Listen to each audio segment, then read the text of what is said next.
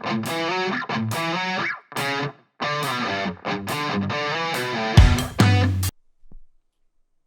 up, everybody, and welcome back to another battle report here on Tabletop Life.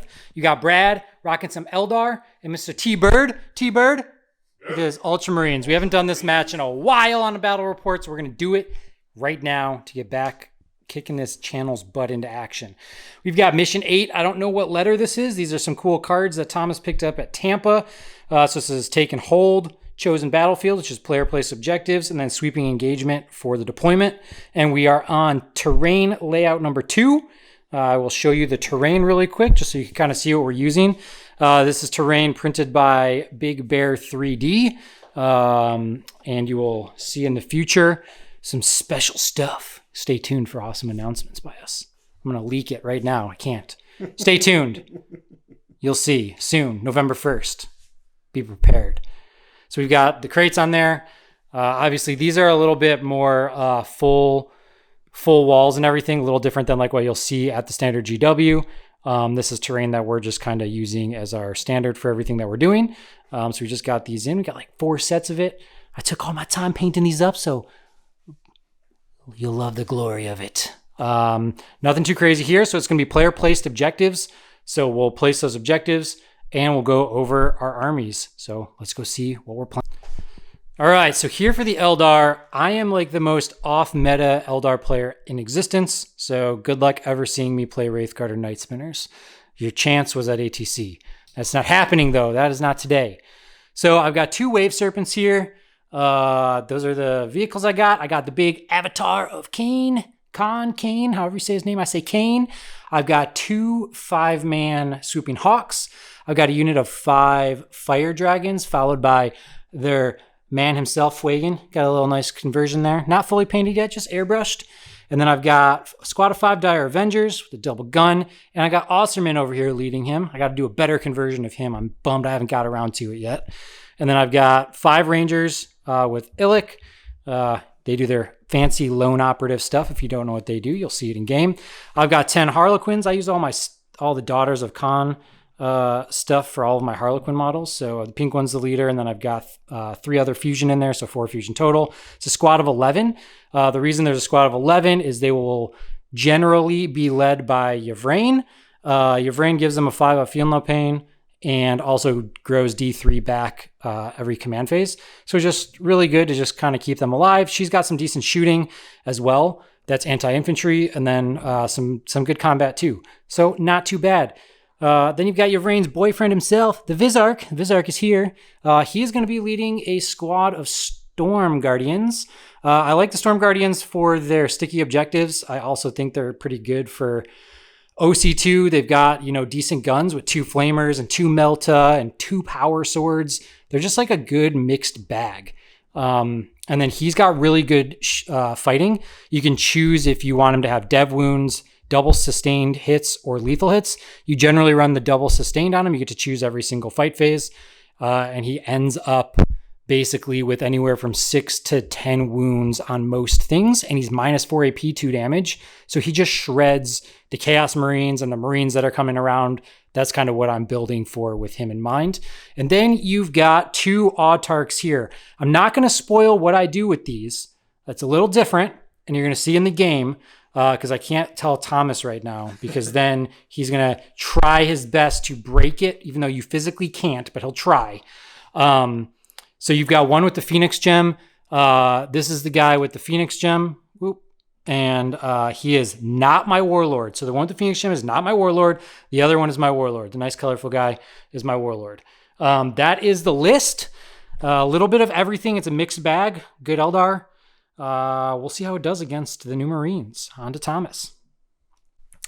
Of course, leave it to Brad to unveil some brand new ELDAR lists to me, and it's always some jank that I'm like, golly, I'm gonna have to learn how to play again.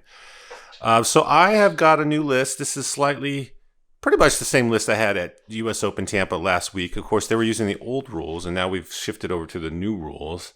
I have a 2-day GT this weekend that I've tried to kind of put some models together for. But, I didn't really want to spend too much time diving into the new rules. So I'm just using Gladius. And quite honestly, for Ultramarines, I kind of like Gladius. There are some good stuff. We've been kind of pouring over the book and learning some new things, but list submission was due on Monday. So as soon as I got back from Tampa on Sunday night, I had to turn basically my list in for Monday. So I didn't have a lot of time to review the new stuff. So still rocking Gladius. Of course, I've chose some janky things because I like the jank, and some of it I still have to finish painting. So it's going to be a hectic next couple of days.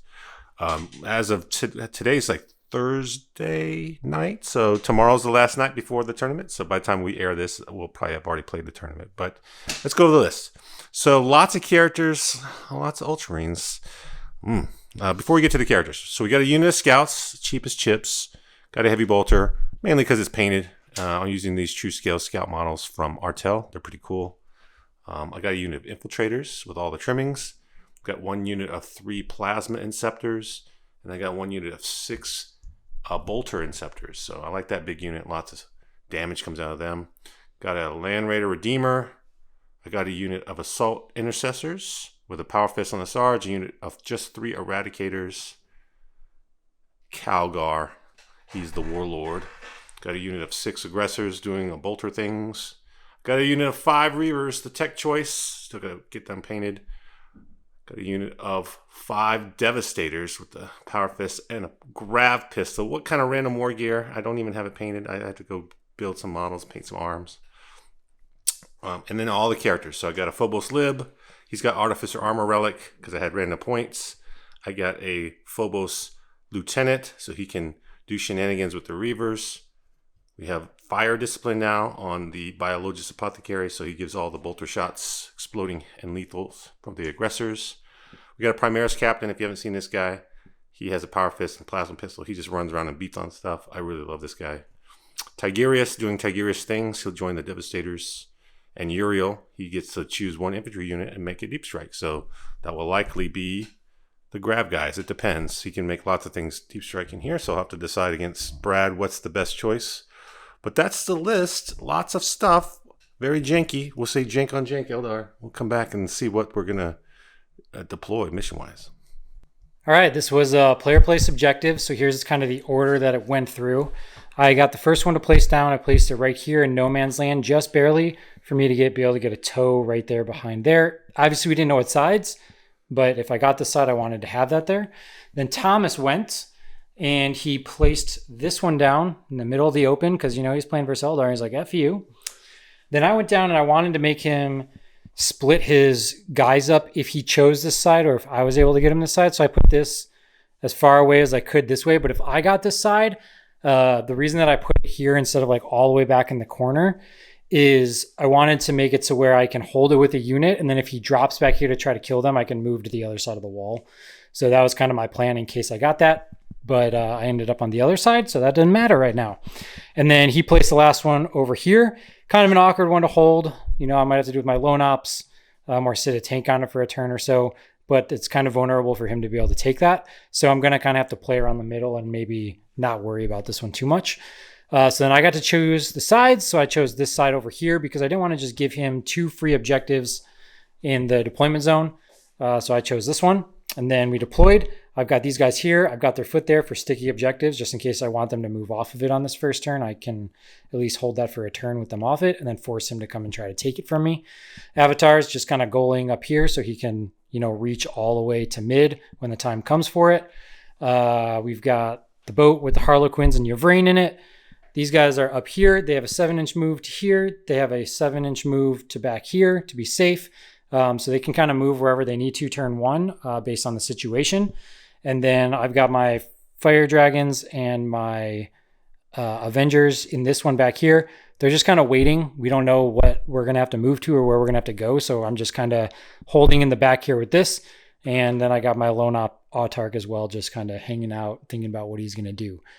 Thomas, tell us about what you have deployed on the board. Yeah, I made some difficult choices here. I wasn't sure about Calgar. Let's look at the board here. So, obviously we know Inceptors are deep striking. I elected to put the Eradicators. Normally I put them with Calgar, so he can advance the charge on the board turn 1, give me a little punch, give me a little melee. I know his Wave Serpents are going to be like full of dangerous things, and I didn't want to I don't want to risk that. Also, I knew when the aggressors came down, I wanted them to have some protection and some ability to move because he's going to move away. So I elected to put Calgar in there. They're going to be the ones deep striking. I got the Reavers deep striking. And then I have inside the Land Raider, Uriel, the Assault Intercessors attached to the Captain, and Tigerius attached to the Grab guy. So it holds 14. That's 12, 13 spots filled. Which, you know, like everyone's in the Land Raider, fine. Then I realized, well, that doesn't leave me very much to actually deploy. So I got a unit of scouts here. They're kind of positioned 6 inches so that they scout move if he goes first back behind the wall. Otherwise, I can go threaten his chumps here. And then I got my trusty lone op infiltrators just holding down the fort in case he does crazy Eldar shenanigans on me. So they can be protected. I'm somewhat centrally located. I have a lot of deep striking threat to kind of help bail me out if he rotates around. So we just need to see who's going first. I don't have a lot of board presence turn 1, so it's just going to be who's going to do the most work when turn 2 comes, and he's going to have a lot of board presence here. See if he try to pushes up on me. I've tried to bunch the objectives up as much as I could to threaten him and make it a little bit challenging for him. All right, let's go the roll, and we'll see after the first turn's movement who's going first. All right, super simple turn. Eldar went first. So like we said, this is getting stickied here. He's just standing there just so he can't like jump on it with a couple random guys and take it from me for no reason. We just scooted up here with these guys. Wave Serpent moved up with the Harlequins and Yvrain in it. They moved over here. So for him to get a line of sight, he's got to break this this here. And if he wants to do that and be within 12, he's more than welcome to do that. And then these guys are just chilling because they just don't want to get picked up by the Grav guys right now. So we're just kind of waiting with our tanks. And that's not meant to be signal. You know. We talked about it. Get out of here. We talked about it. We talked about you moving my land. And then this guy here did teleport homers, came here. He's just blocking the Land Raider from going this way, basically. The Land Raider can still go this way. There wouldn't be a way for me to stop the Land Raider from going through there unless I was like all the way out here. And if I'm all the way out there, then I can't fire and fade behind this wall. So the plan is I'm going to fire and fade behind this wall, force him to kill me in combat if he wants to come and kill me in combat. And then hopefully I stand back up. We suspect this guy to die no matter what on the first turn. So that's okay. This is the tech that this is for. It just makes people have to commit getting within 12, shooting you, and charging you, and it just makes you have to really spend those resources and think about it. So it's okay if he dies. It's no sweat off my back. He scored me the points. If he stays alive another turn, then it's one less resource I have to spend next turn to get my points as well. So that's it. That was my turn. So I'm going to score 7 points with that guy, and we will go on to Thomas. All right, bottom of turn 1. Brad's did fix, but I did tactical. So I drew area denial and assassinate, which is perfect. So I've run my scouts out here. We've got our fancy new mat, which has the 6-inch mark. Perfect. So I ran some scouts out, popped the assault doctrine so I can advance and charge. He did a good job of blocking the raider. While I could get close to him, I couldn't clear the crate. So I didn't have enough movement to bring my Land Raider out. So with the assault doctrine, these guys advanced so that they can come kill him.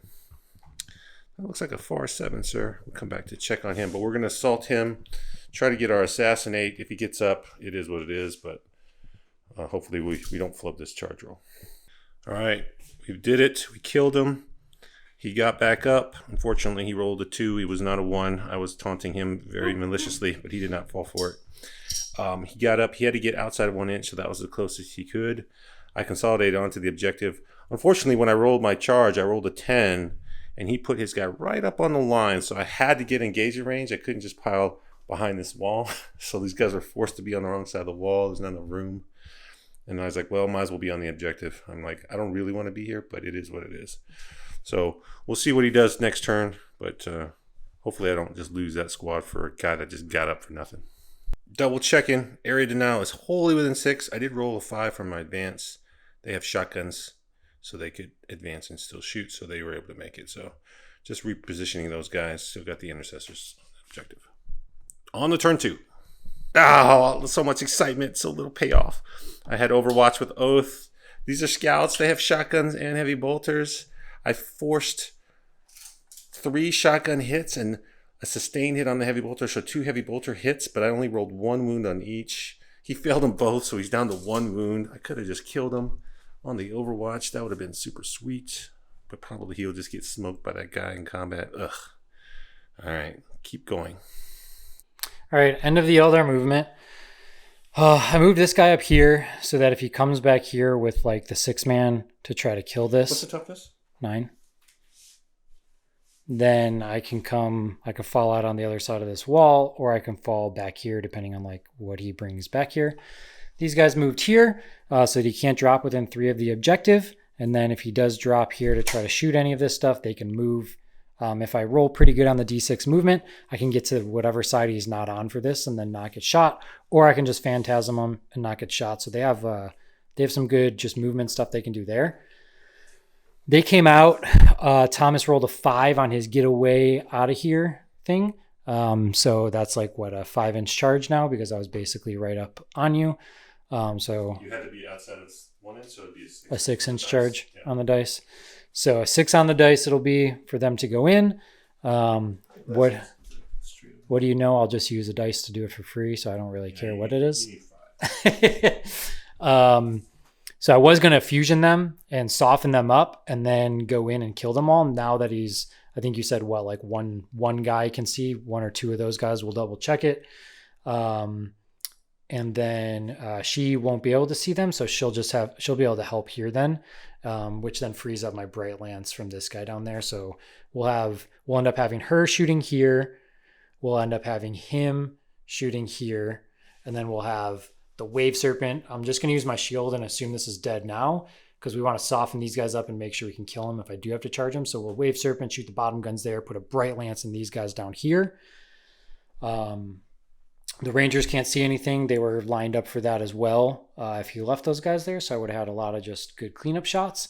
I screened this out as much as I can so he can't just drop here and shoot this guy for free. If he wants to, he has to come all the way back here with them,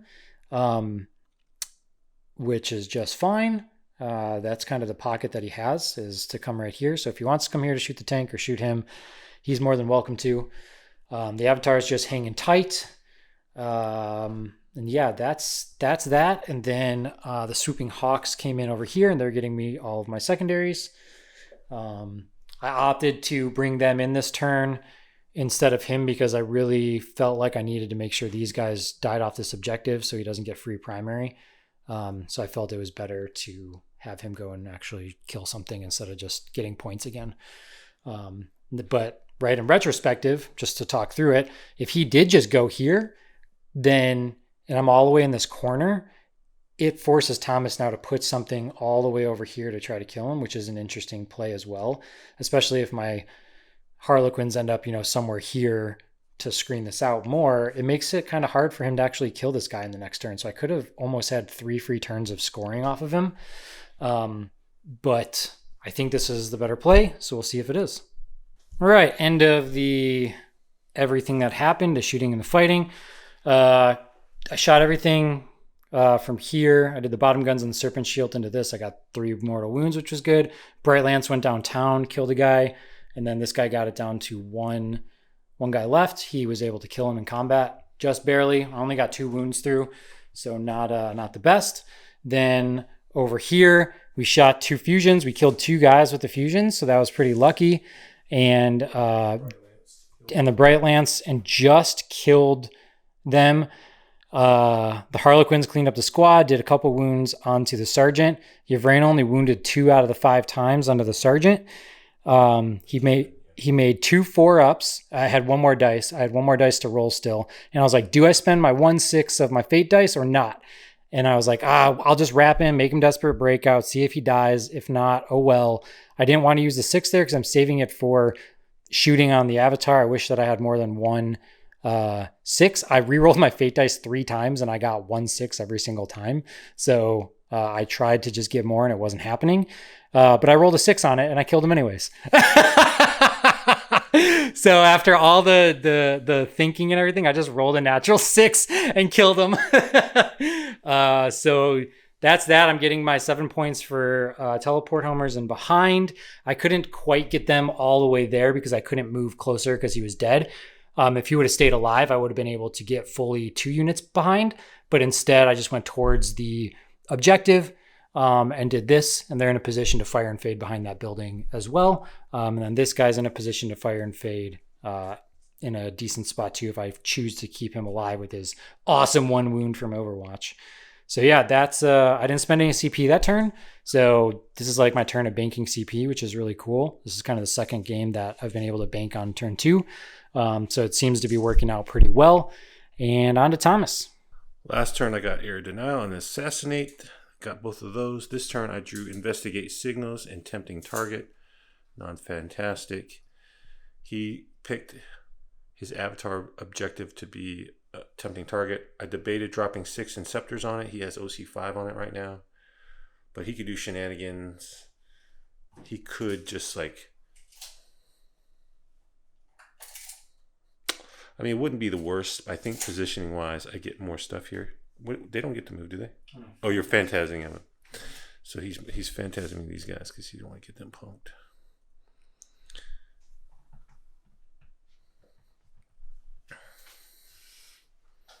That might have been the better answer. Just make him kill me with the avatar so I could set him up for it. You can adjust it. No, I've already done it. You can adjust it. You can just re-record that. No. I'm taking it. Oh, over here, the Land Raider, I popped Dev Doctrine, so I advanced. I rolled a 1, crap. But 13 would have put me out here. Unfortunately, like I can't get within 1 inch of his guys.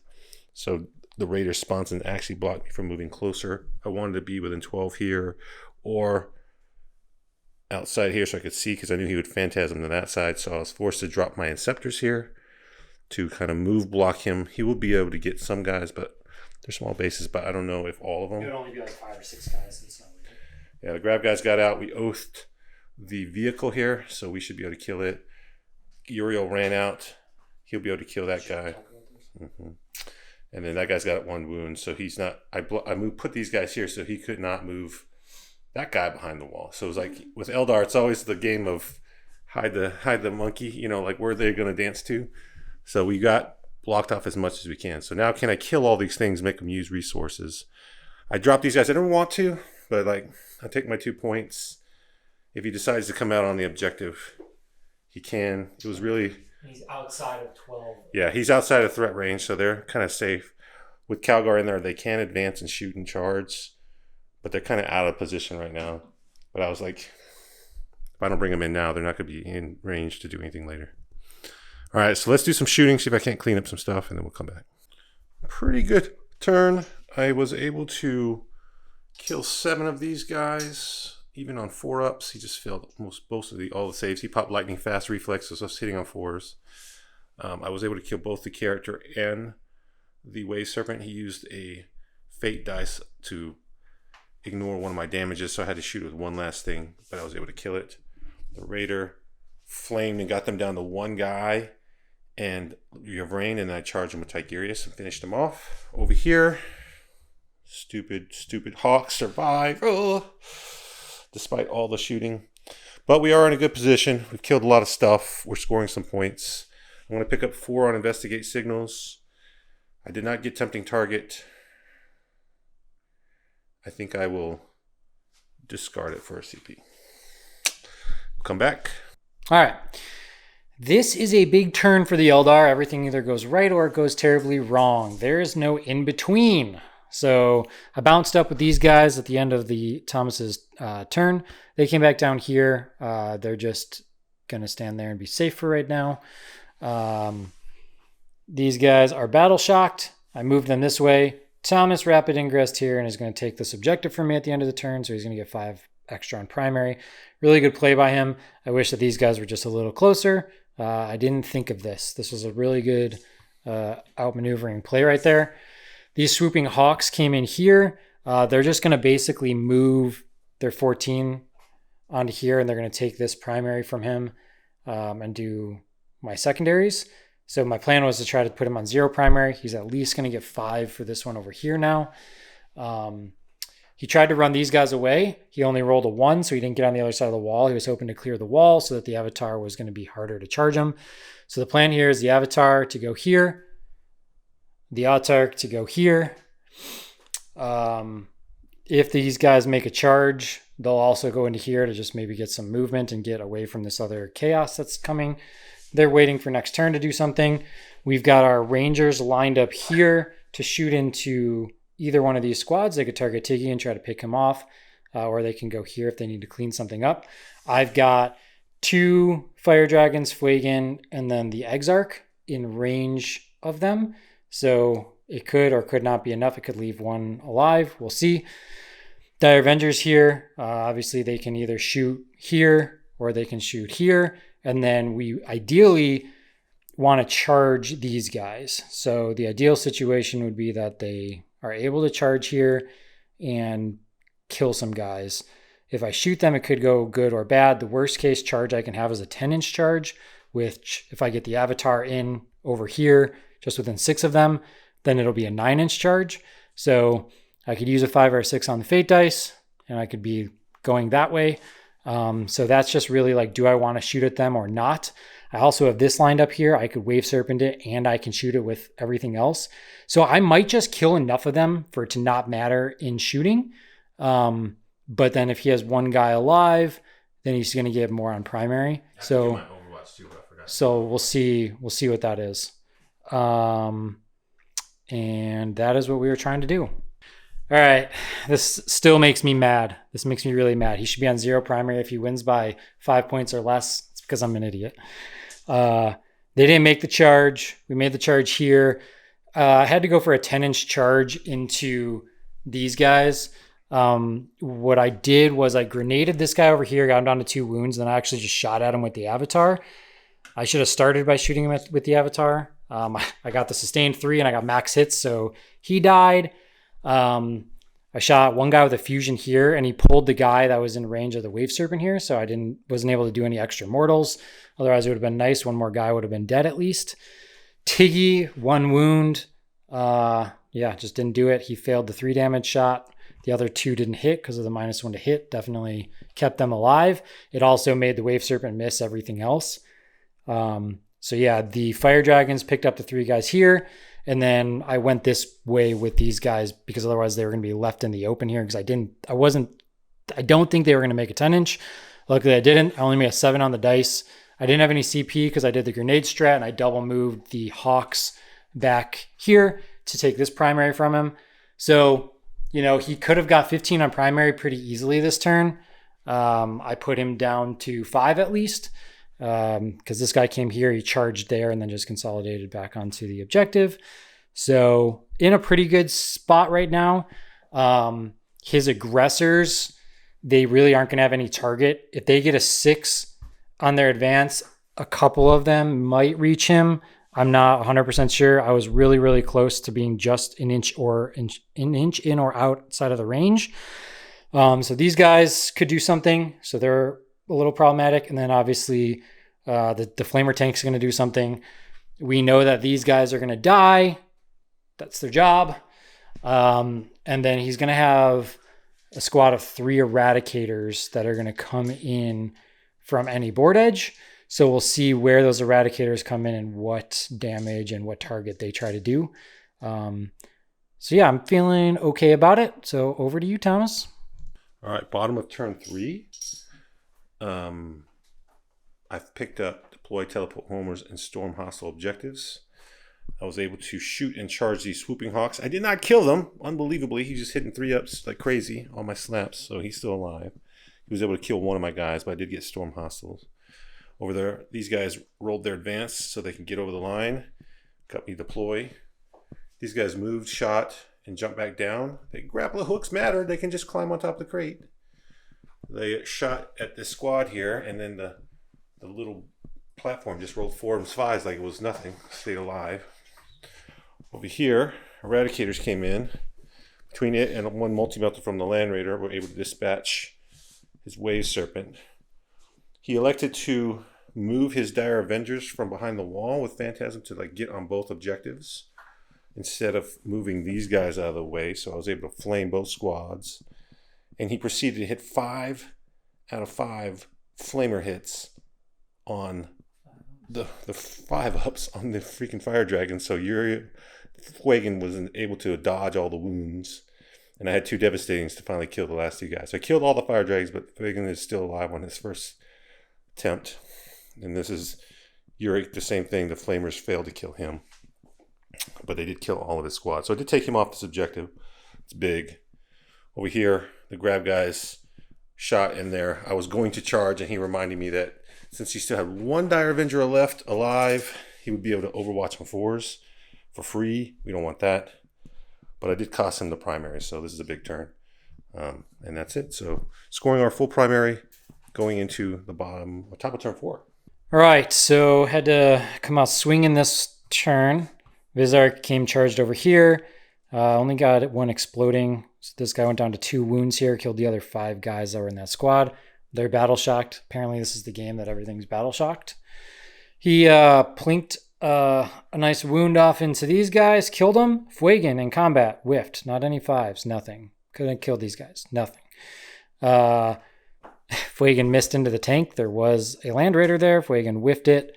Autark didn't do enough damage, but I was able to get the charge. I rolled a 10. I needed 8 with the Avatar, and he ended up getting it. We got these guys both in over here into the squad of Tiggy and the other guy. He failed both of the saves that were flat 3 damage each from Osterman there. So he was able to pick those up. If not, he was going to interrupt and try to pick up one of those squads or the character. These guys, they just fell back. They're just getting me behind. He came back down, and he's getting behind and teleport homers. And I did have to spend the CP to be able to hold the 1 primary. We looked it up just so everybody's aware. Battle shock happens before you score primary. So if you are confused about any of that, make sure you do it in that correct order. And you're going to spend the CP before you pass it. It is not after anymore. That was also in the design commentary, the most recent data slate. So things to know about battle shock and everything. Battle shock does matter now. It used to not really matter because you could fail it and auto pass it. And a lot of people think that the battle shock is after you score primary. It is indeed before it. So it is impactful, and make sure you're aware of that. So on to Thomas's next turn now. All right. We drew Secure No Man's Land and Cleanse. Not the greatest draw. I'm not really in range of a lot of objectives. These guys advanced to... Didn't want to shoot because I didn't want to pull them off. I did make the charge and blundered Vizark and his friends. The lieutenant was not in combat, so he's able to just walk onto the objective and cleanse it. So got the cleanse, got the secure. Calgar and his friends are like, we have so many points that are just sitting here doing nothing. Over here, they fell back. I spent to put them in tactical. They oath Fuegan because I was like, it's the best chance. He had to use his 4-up Feel No Pain or 4-up Miracle Dice on this guy because he was about to get killed by an infiltrator. So he survived only to get battle shocked and not score 15 on primary. It was glorious. But that left him like save or die right here. And I forgot I don't reroll wounds. I rolled a 1 to wound. Terrible. He made his 1 4-up save, so he did not die. Unfortunate. It doesn't really matter over here, but I would have liked to kill him because I hate that guy. These guys passed their battle shock, so he picks up 10. The points are pretty bad for me, I think. He's going to get all the secondaries. He's picking up a lot of primary. I just got blanked here every time. I'm going to pick up 15 probably on the end, but it's going to be a little too late. He's getting max secondaries. I got a pretty good score on secondaries, but it's not going to be max, so it's not going to really match up. We'll do his turn 5 and see what's left. All right, it took a good draw on the last turn to make it somewhat reasonable, but I drew no prisoners and overwhelming force. Talk about crap. He had intentionally moved all his guys off of objectives, so there's nobody to get overwhelming force, and he knew I was going to try to kill people, so he made it as hard as I could to kill people. I threw away overwhelming force. I drew engage, which was terrible. I only have 3 units, so big squad here. Advance. I was just able to keep my toe on the center and get engage. He ran back and got engage.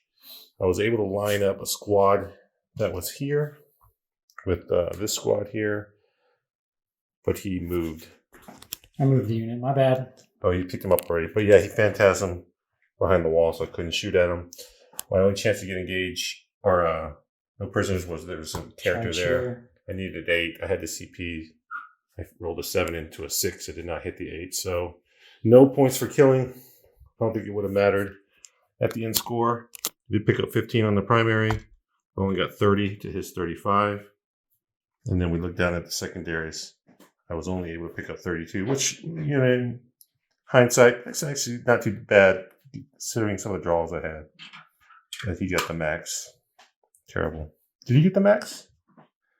You missed 3 points, right? Yeah, it should be a couple in there. So it should be 37. So it should be 82 to 72. 10 points! Oh, there's like 2 turns of primary that could happen. It came down to those aggressors. I deep struck them. I should have probably just left them on the table. In this matchup, they needed to be doing work, not sitting in the back 2 turns. He was rightfully afraid and ran his avatar to the other side, and the Land Raider was sad for it. But that's the game. That was a great game. Very tactical. Came down to the last ditch Eldar shenanigans. It's just the same thing, right? 1 or 2 random guys alive, and they go scoring lots of points. It's terrible. But thanks for watching. If you like it, we got some more coming. We got a lot of stuff coming. Big announcement looking on November 1st. Be ready for that. More battle reports coming soon. Like, subscribe, share with your friends, and we'll see you next time.